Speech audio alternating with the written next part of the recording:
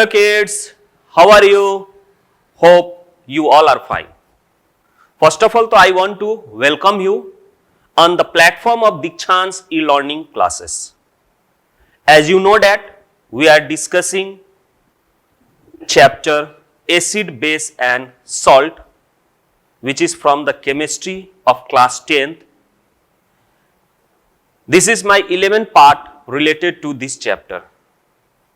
Today we are going to discuss the topic in today's part is or are pH of the substances. What are the role of pH in our everyday life? How can we determine the pH of any substances? So these are the topic which we are going to discuss in today's video. Okay. So before we are going to start today's video, let's discuss first of all तो what we are discussing in the previous classes, what we are discussed in the previous classes, उसके बारे में थोड़ा सा देख लें. ठीक है. सो प्रीवियस क्लासेस में हम लोगों ने डिस्कस किया, पहला तो हम लोगों ने डिस्कस किया कि बेस का कुछ केमिकल नेचर होता है, फिजिकल नेचर होता है. जैसे बेस जो होते हैं डिलिक्विसेंट इन नेचर होते हैं, deliquescent in nature as well as hygroscopic in nature base होते हैं. अब इनका मतलब क्या है?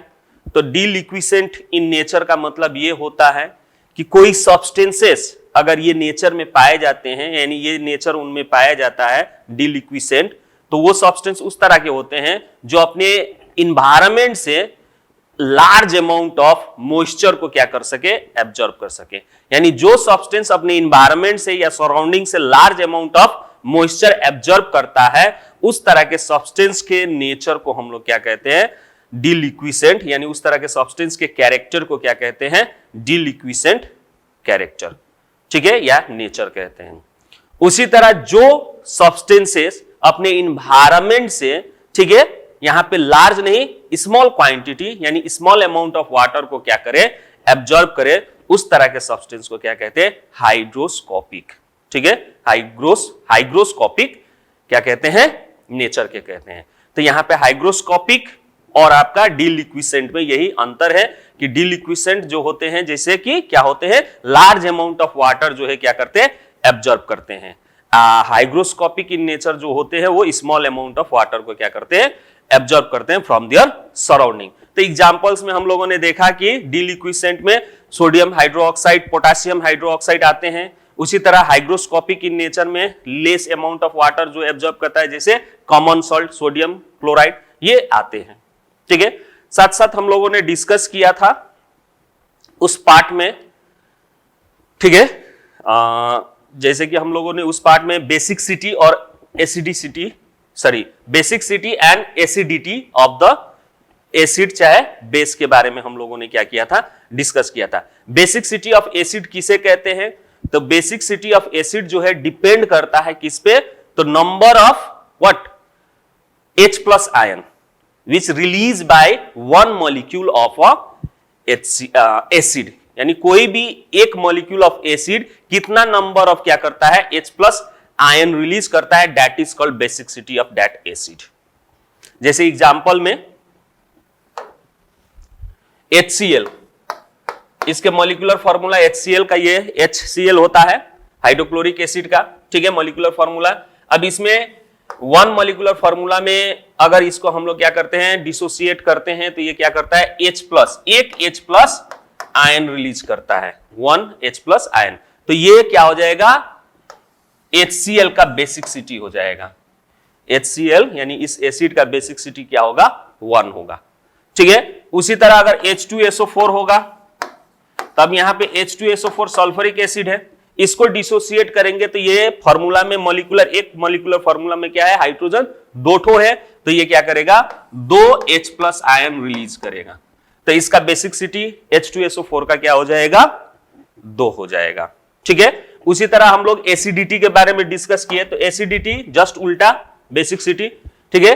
बेस कोई हो जो क्या करता हो, OH आयन रिलीज करता हो, तो कितना एक मॉलिक्यूलर फॉर्मूला में कितना आपका क्या करेगा, OH माइनस रिलीज करेगा, ठीक है, OH माइनस रिलीज करेगा, वो नंबर आपका क्या होता है, एसिडिटी होता है। किसका, बेस का। जैसे एग्जांपल में सोडियम हाइड्रोक्साइड, ठीक है, अब ये डिसोसिएट होगा तो इसमें से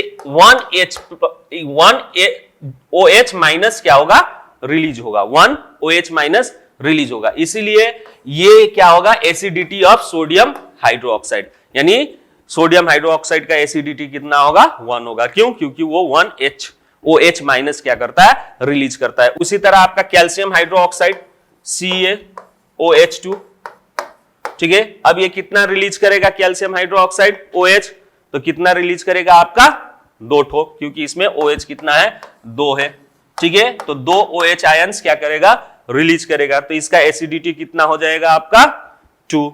उसी तरह एल्यूमिनियम हाइड्रोक्साइड, अगर एल्यूमिनियम हाइड्रोक्साइड की बात करें तो क्या होता है, ये AlOH3 होता है, इसका एल्यूमिनियम हाइड्रोक्साइड का फॉर्मूला, ठीक है, तो अब ये कितना रिलीज करेगा आपका, 3 OH ग्रुप रिलीज करेगा, ठीक है, तो अब इसके हिसाब से इसका एसिडिटी कितना होगा,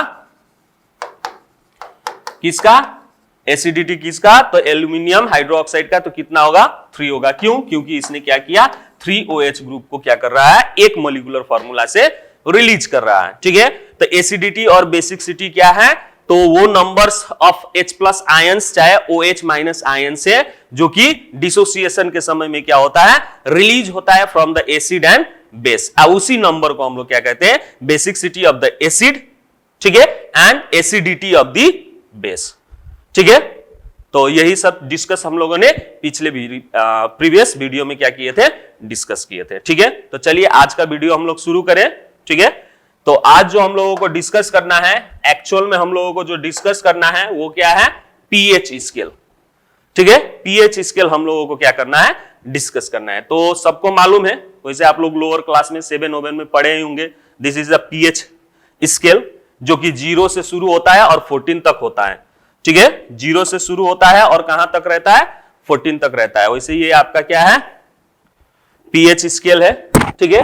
अब कोई भी पीएच स्केल क्या करता है, तो pH scale means how acidic और बेसिक सब्सटेंस इज, ये हमको बताता है कि कोई सब्सटेंस कितना एसिडिक है या कितना बेसिक है, दैट मींस स्ट्रेंथ, ठीक है, यानी स्ट्रेंथ बताता है कि कितना स्ट्रॉन्ग एसिडिक वो सब्सटेंस है, या फिर वो सब्सटेंस कितना स्ट्रॉन्ग बेस है, या फिर कितना वीक बेस है, या फिर कितना वीक एसिड है जो गिवन सब्सटेंस है, वो बताने वाला जो स्केल होता है, that is called pH scale, जिसका रेंज होता है 0 से लेके 14 तक, ठीक है। और ये हम लोग देखे हैं, पढ़ते आए हैं कि जिसका पीएच 7 हो उसको हम लोग क्या मानते हैं, न्यूट्रल मानते हैं, ठीक है। जिसका पीएच क्या हो, 7 हो, उसको हम लोग क्या मानते हैं, न्यूट्रल मानते हैं। और जिसका पीएच आपका, ठीक है, जिसका पीएच आपका लेस देन 7 हो, ठीक है, लेस देन 7 हो, यानी क्या होता है, एसिडिक होता है। और जिसका पीएच मोर देन 7 होता हो उसको हम लोग क्या कहते हैं, बेसिक कहते हैं, ठीक है। अब ये चीज हम लोग ज्यादातर 2 तरीके से करते हैं, ठीक है, उसको हम लोग लेटर ऑन डिस्कस भी करेंगे, ठीक है। 2 तरीके से मेजरमेंट करते हैं, एक होता है by using the universal indicator, जो कि बहुत सारे इंडिकेटर से मिलके बने होते हैं, जैसे उस सॉल्यूशन में डालते हैं, वो इंडिकेटर क्या करता है, यूनिवर्सल इंडिकेटर जो होता है वो अपना कलर शो करता है। अब उस कलर को हम लोग क्या करते हैं, इस पीएच स्केल से मैच करते हैं, ठीक है। अब इस पीएच स्केल से कौन सा कलर जो है मैच हो रहा है, उस हिसाब से अगर ये मैच 5 वाला कर रहा है, तो जो सॉल्यूशन में हम लोग यूनिवर्सल इंडिकेटर डिप किए उसका कलर जो दिख रहा है, ठीक है, उसका कलर और ये पीएच स्केल का कलर मैच करेंगे। अगर उसका कलर आपका 5 पीएच स्केल से मैच कर रहा है तो हम क्या कहेंगे कि जो गिवन सब्सटेंसेस है वो क्या है, एसिडिक इन नेचर है, लेकिन किस तरह का है, जिसका पीएच 5 है, that means closer to the neutral के तरफ है, ठीक है। तो क्या होगा, ये वीक एसिड में आएगा, ठीक है, ये क्या है, वीक एसिडिक है। उसी तरह अगर उसका पीएच आपका क्या हो, 11 के आसपास हो, ठीक है, 11 के आसपास हो, तो हम लोग क्या समझेंगे कि उसका जो कलर अगर 11 के आसपास से मैच कर रहा है, जिस सॉल्यूशन में उस यूनिवर्सल इंडिकेटर को डाले, अगर उसका 11 के आसपास दिखाई दे रहा है कलर, उसी तरह मैच कर रहा है, तो हम उसको क्या कहेंगे कि वो बेसिक इन नेचर है।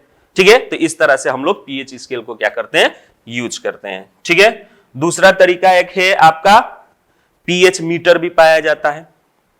ठीक है, यानी पीएच पेपर एक हो गया, पीएच पेपर जो कि यूनिवर्सल इंडिकेटर से बना होता है, बहुत सारे इंडिकेटर मिलके बना होता है, तो वो एक पीएच पेपर हो गया। एक होता है आपका पीएच मीटर होता है। ठीक है, वो एक इंस्ट्रूमेंट है, जैसे उसको सॉल्यूशन में डालिएगा, किसी भी सॉल्यूशन में डालिएगा, वो क्या कर लेता है, एक रीडिंग निकालता है। ठीक है, उस हिसाब से आपको अप्रोक्सीमेट वैल्यू बताता है। ठीक है, अब ये पाया गया है एक चीज कि जितने भी सॉल्यूशन होते हैं, ठीक है, जितने भी सॉल्यूशन होते हैं उनमें एक क्या होता है, H प्लस आयन चाहे OH माइनस आयन का क्या होता है, प्रेजेंट, मतलब वहां पे पाया जाता है। अब वो कितना पाया जाता है, तो ये पाया गया है कि जो अगर सब्सटेंस, जैसे वाटर का बात करें कि वाटर में ये पाया गया है, चाहे जो भी न्यूट्रल सब्सटेंस है उसमें ये पाया गया है कि जो H प्लस आयन प्रेजेंट होता है, ठीक है, जो H प्लस आयन प्रेजेंट होता है किसी भी सॉल्यूशन में, सभी सॉल्यूशन में H क्योंकि वाटर से रिलेटेड है तो सभी में H प्लस और OH माइनस पाया जाता है। ठीक है, अब जिसमें नहीं भी हो, ठीक है, तो H प्लस हर एक सॉल्यूशन में आपका H प्लस और OH माइनस पाया जाता है, क्योंकि इसी के बेस के हिसाब से हम लोग क्या कहते हैं, कौन सब्सटेंस एसिडिक है और कौन सब्सटेंस बेसिक है। तो ये कंटेंट सब में पाया जाता है, चाहे वो वाटर हो चाहे जो भी न्यूट्रल सब्सटेंस हो, उसमें H प्लस आयन और OH माइनस आयंस पाए जाते हैं। ठीक है, तो ये जनरली पाया गया है, ठीक है, ये पाया गया है कि H प्लस आयन कॉन्सेंट्रेशन और OH माइनस आयन कॉन्सेंट्रेशन जो होता है, ठीक है, न्यूट्रल सब्सटेंस चाहे वाटर को भी हम लोग न्यूट्रल ही मानते हैं, ठीक है, उनमें ये दोनों का वैल्यू क्या होता है, इक्वल होता है। यानी H प्लस आयन का कॉन्सेंट्रेशन और OH माइनस का कॉन्सेंट्रेशन क्या होता है, इक्वल होता है। ठीक है, इसी के कारण ये आपका क्या होता है, न्यूट्रल होता है। ठीक है, और इसका जो कॉन्सेंट्रेशन होता है उसको हम लोग क्या मानते हैं, 10 टू द पावर -7 मानते हैं। यानी वाटर में, ठीक है, वाटर में आपका H प्लस, ठीक है, और OH माइनस जो पाया जाता है पर मोल पर लीटर, ठीक है, यानी 1 लीटर में कितना मोल है, ठीक है, उस टर्म में अगर कैलकुलेट करें तो H प्लस कितना पाया जाता है, 10 टू द पावर -7, ठीक है, मोल पर लीटर पाया जाता है। उसी तरह OH भी कितना पाया जाता है, तो 10 टू द पावर -7 पाया जाता है। ठीक है, इनकी क्वांटिटी जो होती है वाटर में सेम होती है, इसीलिए ये न्यूट्रल होते हैं। चाहे कोई भी न्यूट्रल सब्सटेंस हो, उसमें ये H प्लस और OH माइनस की क्वांटिटी कितनी होती है, mole per litre 10 to the power -7। That means in water and or any neutral substance at 25 degree Celsius क्या होता है, the concentration of H plus और OH minus क्या होता है आपका 10 to the power -7 होता है। ठीक है, और उसके बाद से फर्दर इट इज और पाया गया, ठीक है, further it is found that कि एनी सॉल्यूशन, चाहे वो न्यूट्रल हो चाहे एसिडिक हो चाहे बेसिक हो, सभी में आयनिक प्रोडक्ट यानी H प्लस और OH माइनस का जो आयनिक प्रोडक्ट है, वो आयनिक प्रोडक्ट, ठीक है, यानी कॉन्सेंट्रेशन ऑफ H प्लस चाहे OH माइनस का आयनिक प्रोडक्ट कितना होता है, तो वो हमेशा क्या होता है, जैसे H प्लस, ठीक है, और OH माइनस का आयनिक प्रोडक्ट वैल्यू कितना होता है, 10 टू द पावर -14 पाया गया है। ठीक है, ये 10 टू द पावर -14 होता है एट 25 डिग्री सेल्सियस। इसको हम लोग क्या कहते हैं, ionic product of any substance. अगर वाटर है तो वाटर कहेंगे, आयनिक प्रोडक्ट ऑफ वाटर कहेंगे। ठीक है, usually it is represented by, इसको सिंपल आयनिक प्रोडक्ट कहा जाता है, तो K से डिनोट किया जाता है। तो वाटर का है तो हम लोग क्या कहते हैं, ionic product of water must be equal to क्या होता है, H plus OH minus must be equal to 10 to the power minus 14। ठीक है। Now ionic product of water equal to concentration of H plus ion in mole per litre होता है, ये याद रखना है। और plus concentration of OH minus भी क्या होता है आपका, मोल पर लीटर में ही होता है। तो ये टोटल आपका कितना होता है, 10 to the power minus 14 mole per litre होता है। ठीक है। अब इस चीज को फॉर कोई भी सॉल्यूशन के लिए, for a solution if H plus ion concentration, ठीक है तो नॉन, अगर मालूम है किसी भी सॉल्यूशन का, ठीक है, सभी में आपका क्या होता है, OH माइनस और H प्लस आयन कॉन्सेंट्रेशन होता है। तो यदि आपका H plus ion concentration known है, आपको मालूम है, ठीक है, तो आप ऑटोमेटिकली आप क्या कर सकते हैं, OH माइनस का कॉन्सेंट्रेशन भी गेन कर सकते हैं, क्योंकि इनका प्रोडक्ट कितना होता है, फिक्स होता है 10 to the power minus 14।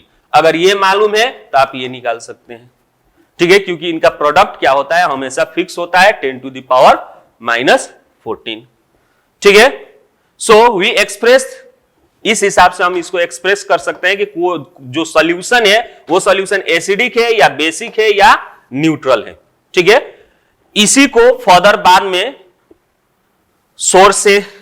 सोरेनसेन, ठीक है, सोरेनसेन जो कि डेनिश के बायोकेमिस्ट थे, उन्होंने इन 1909 में सजेस्ट किया एक मेथड जिससे एक्सप्रेस किए molar concentration of H plus ion in the terms of pH। उन्होंने इस चीज को क्या किया, जो भी मोलर कॉन्सेंट्रेशन हम लोग फाइंड कर रहे हैं, ठीक है, इन मोल पर लीटर जो यहां पे फाइंड किया जा रहा था, इसी को उन्होंने क्या किया, pH से क्या कर दिए, pH टर्म से रिलेटेड कर दिए। इसका मतलब एक्चुअल में pH जो होता है ये डेनिश लैंग्वेज है, जिसमें pH स्टैंड फॉर प्रोटोजेन, ठीक है, पोटेंज डी हाइड्रोजन। इसका मतलब होता है power of H plus ion. ठीक है, pH का मतलब क्या होता है, power of H plus ion, और डेनिश लैंग्वेज में इसको क्या कहते हैं, पोटेंज डी हाइड्रोजन। ठीक है, pH का मतलब होता है पोटेंज, ठीक है, डी हाइड्रोजन, उसका मतलब होता है power of H plus ions.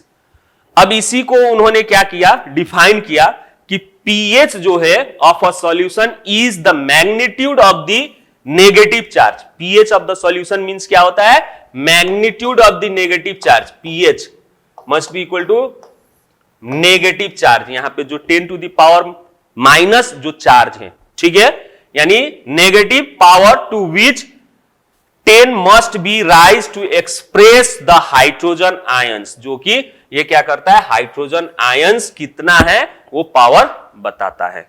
ठीक है, concentration in the of the solution in mole per litre. अब इसको समझने के लिए फॉर एग्जांपल मान लीजिए कि आपके पास if a solution has a ion H plus ion concentration कितना है, 0 पॉइंट, मान लीजिए H प्लस आयन का कॉन्सेंट्रेशन कितना है, suppose that you have H plus ion concentration, ठीक है, जिसका 0.1 मोल लिखा है पर लीटर।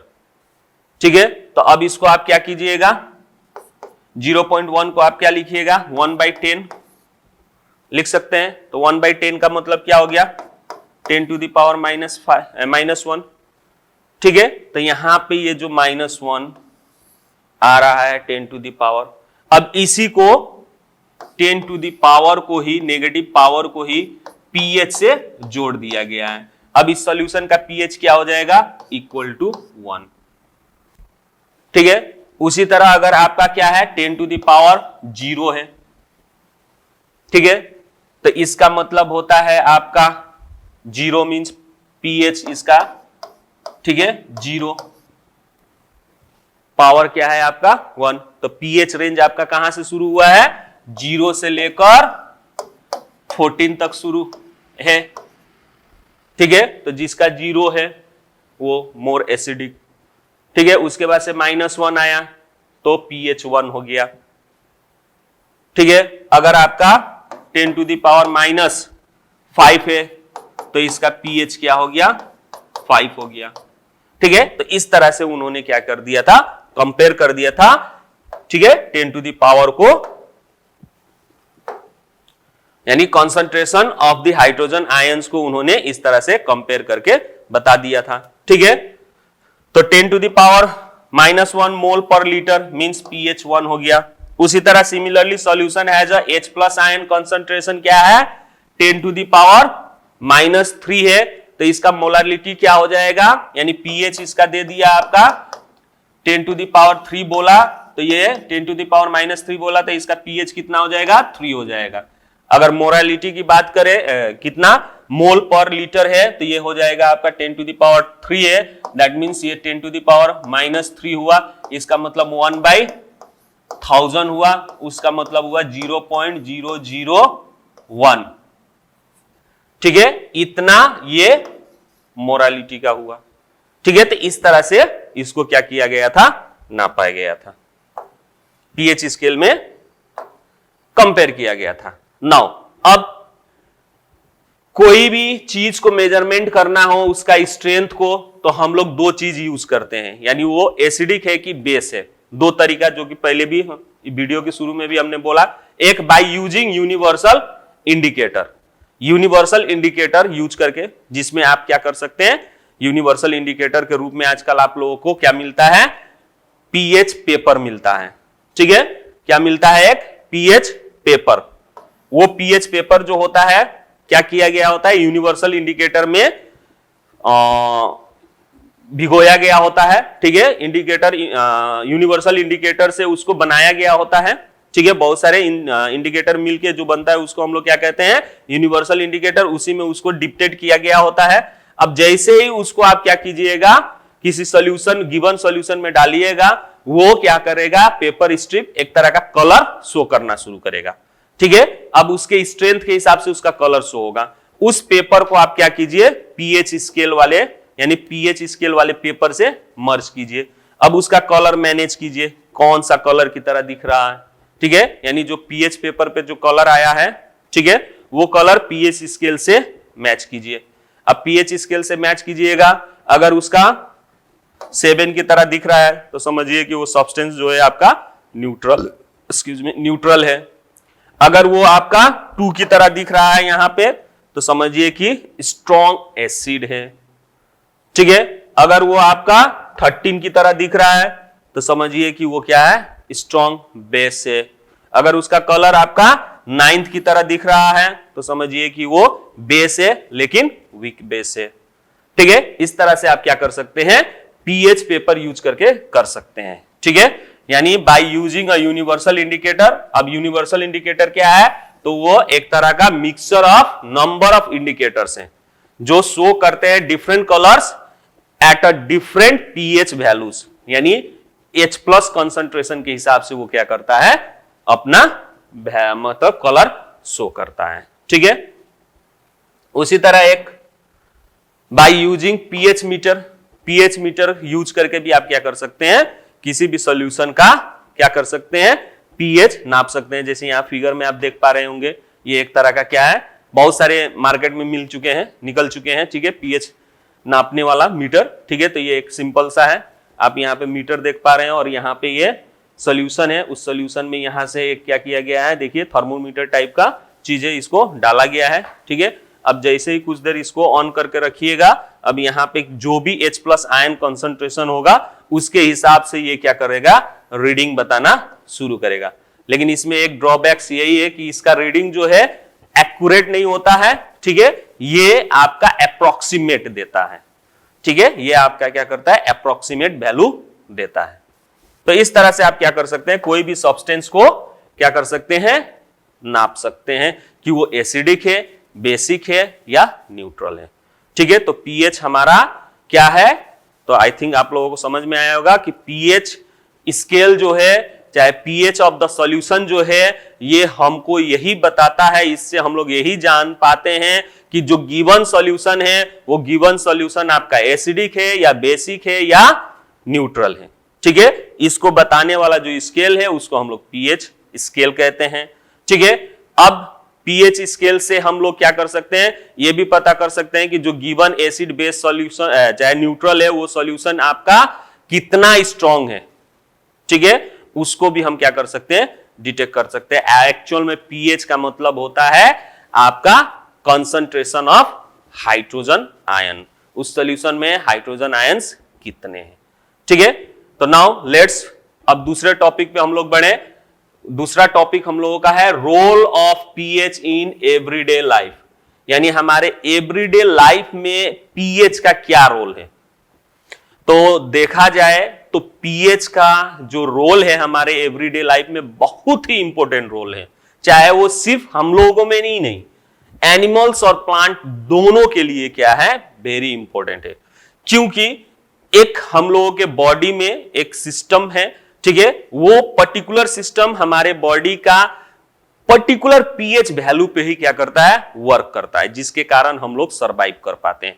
अगर इस सिस्टम को पीएच वैरी कर जाए, यानी पीएच उस सिस्टम का वैरी करे, ठीक है, तो वो बॉडी यानी वो सिस्टम सही ढंग से वर्क नहीं कर पाएगा, जिसके कारण बहुत सारे प्रॉब्लम क्रिएट हो सकते हैं। तो उसी का कुछ एग्जांपल आप लोगों के सामने हम लेके आए हैं। ठीक है, तो पहला है आप लोगों का, जैसे हम ही लोग ह्यूमन बींग्स चाहे एनिमल्स में मोस्ट ऑफ द रिएक्शन जो भी हमारे बॉडी के अंदर होता है, जिसके कारण हम लोग क्या है, स्वस्थ हैं, हेल्दी हैं, ठीक है, वो रेंज होता है पीएच का 7 से लेके 7.8, ठीक है, लगभग न्यूट्रल, ना एसिडिक और ना बेसिक। ठीक है, हमारा बॉडी जो है लगभग क्या करता है, पीएच जो है न्यूट्रल है। ठीक है, अब ह्यूमन बींग्स के जो ब्लड होते हैं, चाहे टीयर्स सॉल्यूशन हमारे बॉडी में देखा जाए तो ब्लड है, आंसू, ठीक है, सलाइबा जो हम लोगों का थूक है, ठीक है, ये नियरली कितना होता है, 7.4, ठीक है, नियरली इनका पीएच कितना होता है, 7.4। अब इफ पीएच फॉल 7.4 से अगर इसका नीचे हो जाएगा या फिर राइज अबव 7.8 से ज्यादा हो जाएगा पीएच, ठीक है, तो survival of living organism becomes difficult, यानी चाहे वो हम लोग हो, चाहे एनिमल्स हो, चाहे वो प्लांट्स हो, ठीक है, मोस्टली एनिमल्स, ठीक है, एंड हम लोग के लिए वो क्या होगा, डिफिकल्ट होगा। इवन प्लांट्स के लिए भी डिफिकल्ट होता है, क्योंकि अलग अलग ऑर्गेनिज्म अलग अलग क्या होता है, पीएच रेंज होता है। ठीक है, फॉर एग्जांपल जैसे पीएच ऑफ रेन वाटर, आप लोग सुने हैं रेन वाटर, एसिड रेन कैसे फॉर्म होता है, जितने भी ग्रीन हाउस गैसेस हैं मोस्टली, ठीक है, ये क्या होते हैं आपके, या मेटल, नॉन मेटल ऑक्साइड, ठीक है, ये आपके क्या होते हैं, बहुत सारे मशीनरी पार्ट से क्या होते हैं, रिलीज होते हैं फैक्ट्रीज से, ठीक है, जहां पे फैक्ट्रीज है, व्हीकल्स चलते हैं, वहां पे बहुत सारे इस तरह का नॉन मेटल ऑक्साइड फॉर्म होता है। ठीक है, नॉन मेटल ऑक्साइड में कार्बन डाइऑक्साइड, सल्फर डाइऑक्साइड, ठीक है, नाइट्रोजन डाइऑक्साइड, ये गैस जो है क्या होते हैं, रिलीज होते हैं, और ये गैस रिलीज होके एटमॉस्फेयर में हम लोगों का जो मॉइस्चर होता है, जिसमें वाटर होता है, इसके साथ ये क्या हो जाते हैं, मिक्स होके डिफरेंट काइंड ऑफ एसिड बनाते हैं। जैसे कार्बन डाइऑक्साइड और वाटर मिलके कार्बोनिक एसिड बनाता है, ठीक है, उसी तरह सल्फर जो है वाटर के साथ मिलके सल्फ्यूरिक एसिड, चाहे सल्फरस एसिड, ठीक है, उसी तरह आपका नाइट्रोजन जो है वाटर के साथ रिएक्ट होकर नाइट्रिक एसिड, ये सब फॉर्म करता है। ठीक है, अब ये उस फॉर्म में रहता है, और जब बारिश होता है तो बारिश के पानी के साथ ये क्या हो जाते हैं, डिजोल्व हो जाते हैं, और डिजोल्व होके पानी, जानते ही हैं कि गैस फॉर्म में ये सब होते हैं, ठीक है, तो उस वक्त ये एसिडिक इन नेचर नहीं होते। जैसे ही पानी में जाते हैं ये क्या करते हैं, H+ आयन रिलीज करते हैं, तो अब ये पानी में ये क्या हो जाते हैं, एसिडिक इन नेचर। तो जब बारिश होता है तो बारिश के साथ ये गैस जो होते हैं क्या हो जाते हैं, आपके डिजोल्व होके एसिड फॉर्म करते हैं। ठीक है, अब ये एसिड बन के जहां जहां गिरेंगे सरफेस पे, उस सरफेस को क्या करेंगे, ये एसिडिक बनाएंगे, जिसके कारण उस पर्टिकुलर सरफेस का पीएच क्या हो जाएगा, पहले के तुलना में बढ़ने लगेगा। दैट मींस, ठीक है, एसिडिक इन नेचर हो जाएगा, पीएच जो होगा घटने लगेगा। ठीक है, पीएच जो होगा घटने लगेगा, जिसके कारण यानी H+ आयन क्या होगा, बढ़ने लगेगा, और पीएच जो है घटने लगेगा। ठीक है, जिसके कारण आपका क्या हो जाएगा, एसिडिक पन वहां पे, यानी वो सरफेस चाहे वो सॉल्यूशन क्या हो जाएगा, एसिडिक हो जाएगा। अब वो पानी जो है, ठीक है, अगर किसी प्लांट के सरफेस पे पड़ता है ठीक है, तो प्लांट के लीव्स पे, स्टेम पे, जो भी चीज पे पड़े उसको क्या करेगा, इफेक्ट करेगा। इवन वो पानी बहता हुआ क्या हो जाए, एक्वाटिक लाइफ में चला जाए, ठीक है, एक्वाटिक वाटर जो होता है जिसमें लाइफ होते हैं, ठीक है, पॉन्ड्स हो गए, ठीक है, एक्वाटिक इन्वायरमेंट में चला जाए, ठीक है, हैबिटेट में चला जाए, तो उस पूरे हैबिटेट को क्या कर देगा, आपका एसिडिक बना देगा। तो पहले के तुलना में जो वो क्या था, पीएच उसका था, उसका पीएच डिक्रीज हो जाएगा। तो वहां पे जो भी लाइफ है वो क्या होंगे, फिर उनको डिफिकल्ट होगा to survive there in such conditions, ठीक है। तो ये बहुत बड़ा असर करता है।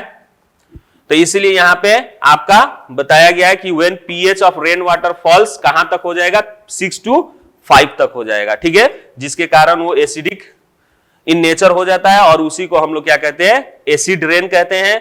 और इसके कारण आपका अगर ये रिवर में चला जाए तो रिवर भी एसिडिक हो जाएगा, उसका पीएच भी आपका क्या हो जाएगा, कम हो जाएगा, ठीक है। अब जिसके कारण उसके अंदर जितने भी, ठीक है, एक्वाटिक लाइफ है, वो एक्वाटिक लाइफ को क्या होगा, डिफिकल्ट होगा टू सर्वाइव देयर, ठीक है। अब उसी तरह सोयल पे भी, चाहे प्लांट पे भी असर पड़ता है। अब प्लांट क्या करता है, सोयल से ही क्या करता है, सब चीज लेता है, उसका जो भी मिनरल्स हो, चाहे वाटर हो, चाहे जो भी चीज हो, रॉ मटेरियल हो, वो क्या करता है, प्लांट सोयल से लेता है। अब वो रेनफॉल एसिडिक अगर फॉल हुआ तो उस सोयल को भी क्या कर देता है, एसिडिक बना देता है, जिसके कारण प्लांट भी सही ढंग से क्या नहीं हो पाता है, ग्रोथ नहीं हो पाता है। इसीलिए आप लोग देखे होंगे कि सोयल का भी टेस्ट किया जाता है। अगर कहीं पे किसी फील्ड में, ठीक है, जो भी एग्रीकल्चर डिपार्टमेंट से रिलेटेड होते हैं, चाहे किसान लोग होते हैं, अगर उनके फील्ड में सही ढंग से क्या ना होता हो, उपजाऊ कोई चीज नहीं हो पा रहा है, उसका प्रोडक्टिविटी क्रॉप्स का नहीं इंक्रीज हो रहा है, तो वो लोग क्या करते हैं, सोयल का सैंपल को टेस्ट कराते हैं, ठीक है। अगर टेस्ट कराने पे वो ज्यादा एसिडिक है तो उसको क्या किया जाता है, ट्रीट किया जाता है। अगर बेसिक है तो उसको ट्रीट करके न्यूट्रल बनाया जाता है, क्योंकि सोयल जो है ना एसिडिक चाहिए ना बेस चाहिए प्लांट को, ठीक है, न्यूट्रल फॉर्म में चाहिए गुड क्रॉप्स प्रोडक्शन के लिए, ठीक है। तो इसीलिए वो एसिड रेन क्या करता है, प्लांट को भी क्या करता है, इफेक्ट करता है, ठीक है।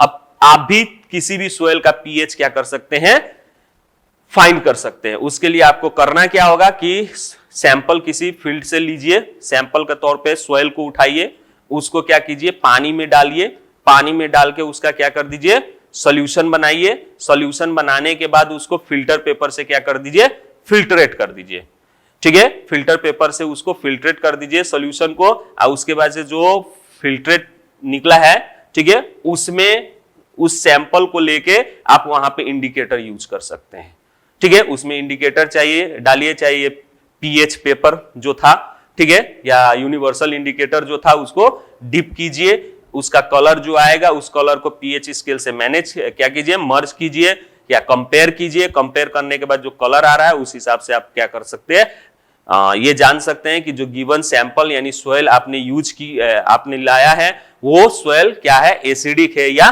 बेसिक है। अगर एसिडिक है तो उसमें क्या करिए, आप उसको ट्रीट करने के लिए, आप लोग लोअर क्लास में भी पढ़े होंगे, मेटल ऑक्साइड्स जैसे कैल्शियम ऑक्साइड को यूज कीजिए सोयल में, क्योंकि वो क्या होते हैं, बेसिक इन नेचर होते हैं। तो वो क्या हो जाएगा, रिएक्ट होके आपका क्या करेगा, न्यूट्रलाइजेशन हो जाएगा, ठीक है। अगर बेसिक इन नेचर है, सोयल बेस है, तो उसमें एसिड डालिए, ठीक है। इस तरह से आप क्या कर सकते हैं, सोयल को न्यूट्रलाइज कर सकते हैं उसके एसिडिक या बेसिक से, ठीक है। तो ये एक रोल है जो कि वेरी इंपॉर्टेंट है। और भी हमारे एवरीडे लाइफ में दिखता है, जैसे हमारे ही डाइजेस्टिव सिस्टम में सबको मालूम है कि हमारा डाइजेस्टिव सिस्टम जो है, ठीक है, स्टमक में एसिड प्रोड्यूस होता है, HCl। वो इतना ना स्ट्रॉन्ग प्रोड्यूस होता है, ठीक है, कि अगर उस एसिड में हम लोग क्या कर दें, ब्लेड डाल दें तो ब्लेड को भी डिजल्व कर सकता है, ठीक है। इतना स्ट्रॉन्ग एसिड हमारे पेट में क्या होता है, प्रोड्यूस होता है। लेकिन उसके कारण, उस एसिड के कारण हमारे डाइजेस्टिव सिस्टम को क्या नहीं होता है, कोई हानि नहीं है, क्योंकि उस जहां पे प्रोड्यूस होता है उसके सरफेस को एक म्यूकस से क्या किया गया होता है, कवर रहता है, जो कि उसको कांटेक्ट होने नहीं देता है, ठीक है, और एसिड से उसको हार्म नहीं पहुंचता है।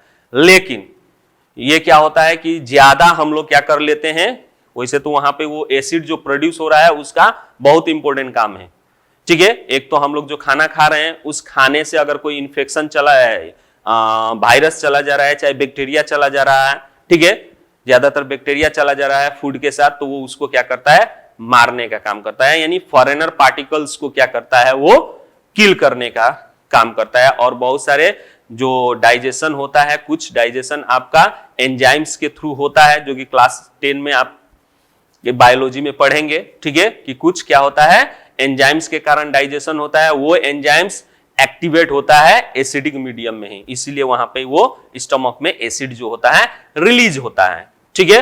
अब वो एसिड अपना एक लिमिट है रिलीज होने का, लेकिन अगर हम लोग खाना ज्यादा स्पाइसी तेल मसालेदार वाला खा लें, ठीक है, तो क्या होता है, ये एसिड जो होता है ज्यादा प्रोड्यूस होता है उसको ब्रेक करने के लिए, ठीक है, जिसके कारण हमारे पेट में, स्टमक में एसिडिटी हो जाता है, ठीक है। अब लिमिट से ज्यादा प्रोड्यूस किया HCl, वैसे उसका एक लिमिट है कि इतना ही प्रोड्यूस करना है, लेकिन ज्यादा स्पाइसी चीज खाने से क्या हो जाता है, ज्यादा मात्रा में हमारे पेट में क्या होता है, एसिड रिलीज होता है, ठीक है, जिससे एसिडिटी हो जाता है। अब एसिडिटी हो जाता है तो आप डॉक्टर के पास जाते हैं, डॉक्टर आपको सजेस्ट करता है क्या, मिल्क ऑफ मैग्नीशिया लेने के लिए।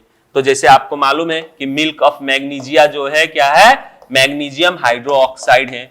ये मैग्नीशियम हाइड्रोक्साइड एक्चुअल में क्या है, तो बेस है, ठीक है, मिल्क ऑफ मैग्नीशिया क्या है, बेस है। अब इसको जैसे ही खाते हैं क्या होता है, ये दोनों बेस और एसिड रिएक्ट होके न्यूट्रलाइज हो जाता है, न्यूट्रलाइजेशन रिएक्शन, ठीक है। तो यहां पे देखिए किस तरह से आपका एसिड यानी पीएच जो है क्या है, आपका वैल्यू इंपोर्टेंट कर रहा है। जैसे ही आप स्पाइसी चीज खा रहे हैं एसिडिटी हो जा रहा है। अब एसिडिटी होता है तो मालूम है पेन, पेट में इरिटेशन होने लगता है, पेन होने लगता है, कभी कभी असहनीय पेन भी होता है, ठीक है। तो ये क्या है, पीएच के कारण, यहाँ पे पीएच में अंतर है जिसके कारण हम लोगों के ऊपर इसका इफेक्ट दिखा, ठीक है। तो इस तरह से पीएच बदलने पे बहुत सारे प्रॉब्लम हो सकते हैं। तो इस केस में हमारा प्रॉब्लम जो होता है वो है एसिडिटी, ठीक है।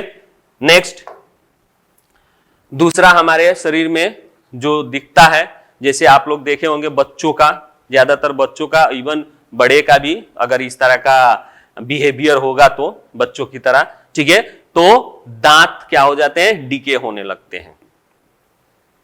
एक्चुअल में हमारे मुंह में जो सलाइवा, इससे पहले ही बोले, ठीक है, कि सलाइवा जो होता है लगभग पीएच आपका क्या होता है, 7.4 होता है, ठीक है, रेंज में, ठीक है।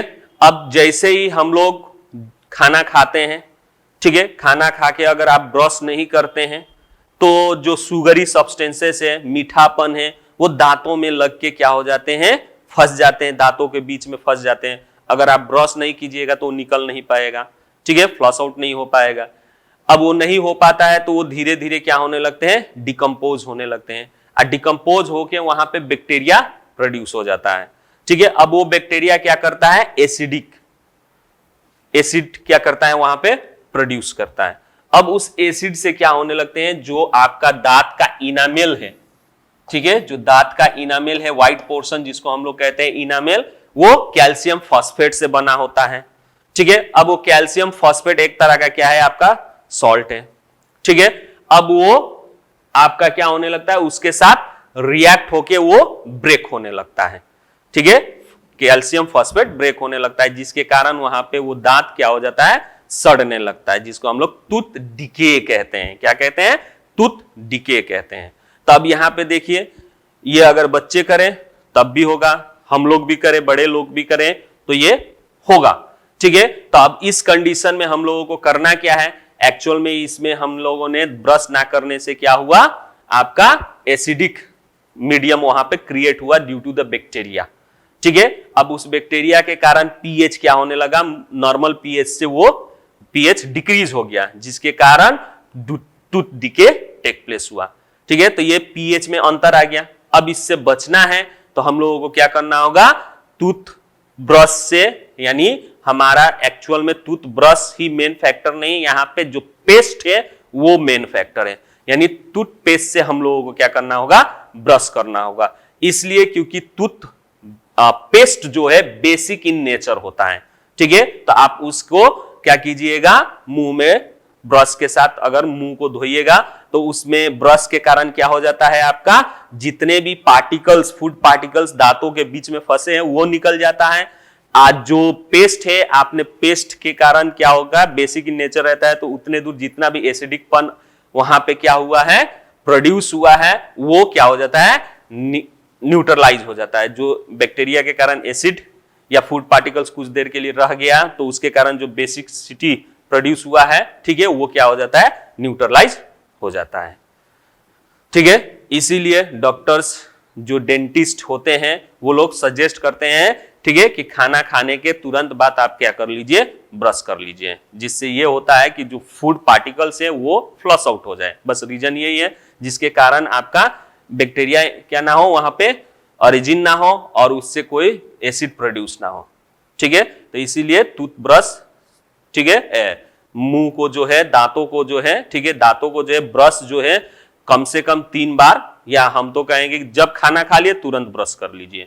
ठीक है, नेक्स्ट, कुछ एनिमल्स में भी ये पीएच एज अ सेफ्टी के लिए भी कुछ एनिमल्स क्या करते हैं, यूज करते हैं। ठीक है, तो कुछ ऐसे एनिमल्स है जो कि सेल्फ डिफेंस में, चाहे प्लांट जो है कुछ सेल्फ डिफेंस में केमिकल यूज करते हैं। जैसे बहुत सारे ऐसे एनिमल्स हैं, ठीक है, जैसे मधुमक्खी, ठीक है, वो लोग क्या करते हैं, आपको अगर उनको खतरा महसूस होता है तो वो अपने सेल्फ डिफेंस में क्या करते हैं, आपको काट लेते हैं। यानी वो स्टिंग जो है आपकी स्किन में, चाहे चेहरे पे, कहीं पे भी क्या कर देते हैं, पेनिट्रेट कर देते हैं। उसके बाद क्या होता है, उसके बाद आपको बहुत ज्यादा जलन, इवन वो स्वेलिंग होकर बड़ा सा हो जाता है। क्यों? क्योंकि उनके स्टिंग में जो होता है एसिड पाया जाता है। ठीक है, वो एसिड क्या होता है, तो फॉर्मिक एसिड होता है, HCOOH। This is the formula of formic acid and इसका IUPAC नेम जो होता है मिथानोइक एसिड। IUPAC नेम जो होता है मिथानोइक एसिड भी कहा जाता है। अ कॉमन नेम क्या है इसका, फॉर्मिक एसिड। तो ये उनके क्या होते हैं, स्टिंग में पाए जाते हैं। जैसे ये हमारे स्किन में इंजेक्ट होते हैं, ठीक है, हम लोगों को क्या होने लगता है, पेन होने लगता है, इवन क्या होने लगते हैं, इरिटेशन होने लगते हैं।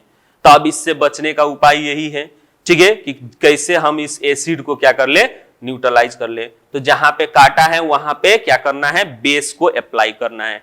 ठीक है, तो धीरे धीरे धीरे धीरे धीरे धीरे आपका क्या होगा, न्यूट्रलाइज होगा और पेन खत्म हो जाएगा। उसी तरह कुछ ऐसे प्लांट भी हैं जो कि क्या करते हैं, मिथानोइक एसिड अपने में बियर करते हैं। जैसे एग्जाम्पल के तौर पे आप क्या, निटल प्लांट, ठीक है, इसमें आपके क्या होते हैं, उसके स्टिंग में, स्टिंग हेयर प्लांट में पाया जाता है, ठीक है, जिसमें क्या होता है, आपका मिथानोइक एसिड होता है। अगर इंसिडेंटली अचानक किसी कारण से छू भी लेते हैं तो वो इंजेक्ट हो जाएगा और उसके बाद से आपको जलन महसूस होने लगेगा। ठीक है, तो अब उसको खत्म करने के लिए जहां पे ये प्लांट पाया जाता है वहां पे एक डक प्लांट भी पाया जाता है।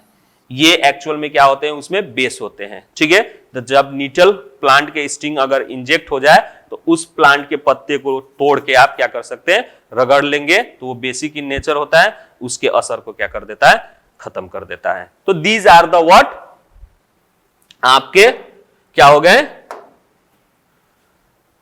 रोल ऑफ पीएच, हमारे लाइफ में किस तरह से पीएच जो है वैरी करता है। ठीक है, यानी हम लोग एक स्पेसिफिक पीएच पे सरवाइव कर रहे हैं।